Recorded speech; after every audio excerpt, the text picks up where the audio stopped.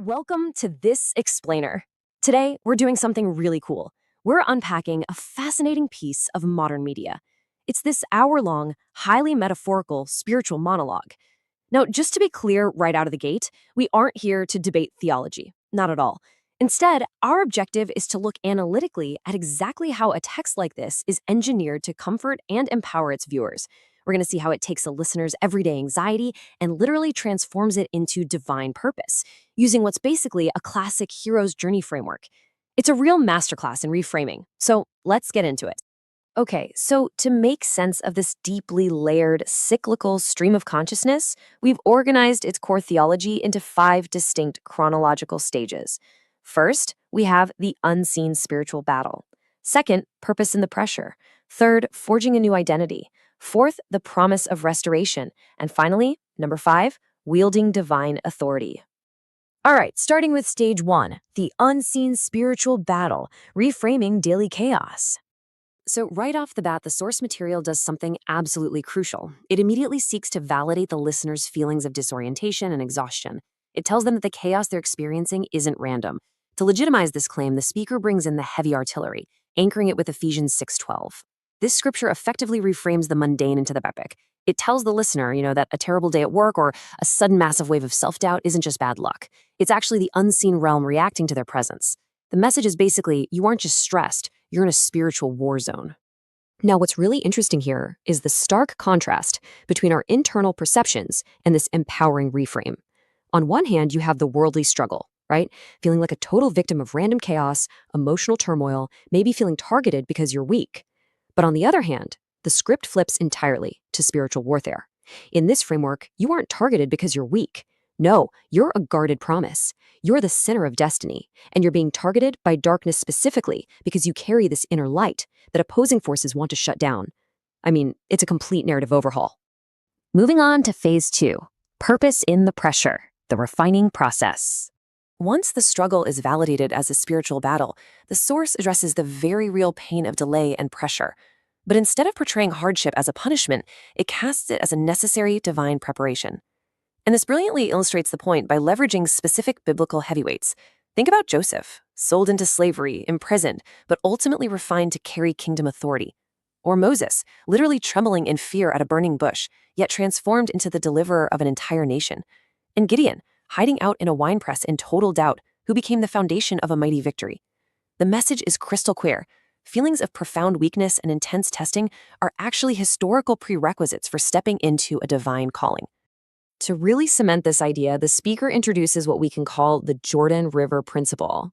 When you think about it, when the Israelites crossed the Jordan, the waters didn't gracefully part when they were low and safe. No way. They parted when they were violently overflowing. It's a beautifully counterintuitive metaphor. It's meant to assure the listener that peak resistance actually signals that an appointed moment of breakthrough is drawing near, not that they took a wrong turn somewhere.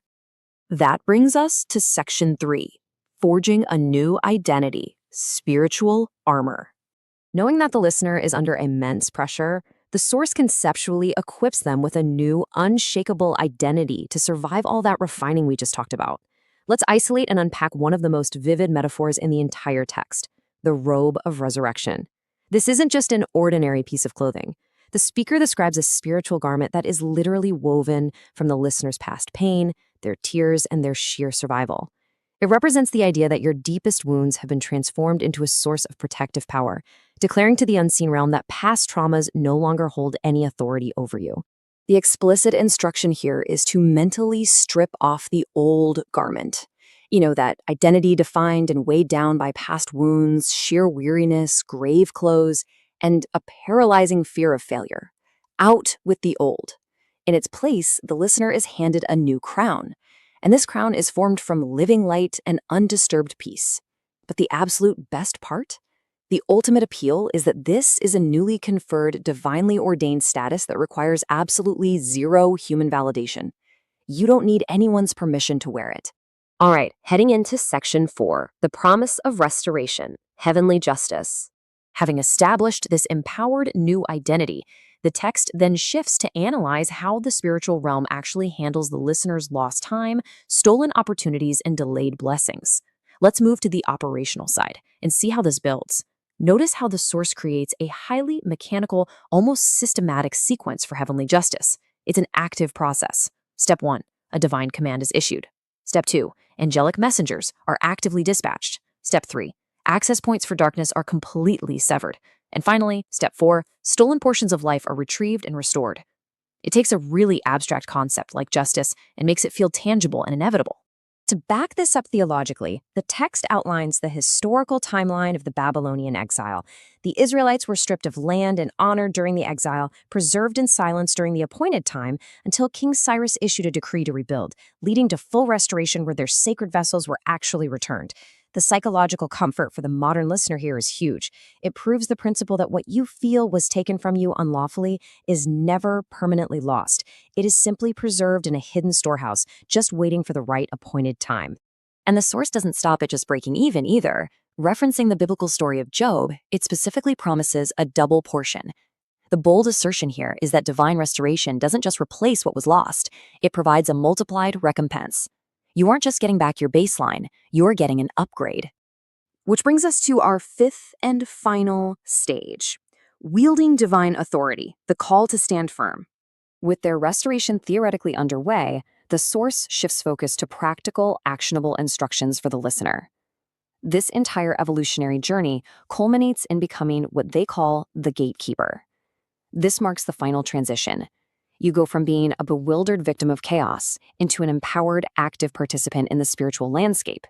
You are no longer just defending yourself. You are actively guarding your heart, controlling what spiritual traffic enters, and wielding the actual authority to protect those around you. So, the crucial point is how the speaker then uses scripture to dictate behavior. Quoting Revelation 3:8, "I have set before you an open door, and no one can shut it." The speaker uses this to argue fiercely against human striving. The text insists that true divine doors require spiritual alignment, not you forcefully and frantically pushing your way through. We can really see this broken down in this duality, which summarizes the core behavioral instruction of the whole piece. It's essentially a total rejection of modern hustle culture. On one side, human effort is framed as pushing doors open out of anxiety, rushing from fear, and striving desperately to reclaim things. But the source demands divine timing, moving in peace, waiting for alignment, and standing firm in absolute stillness.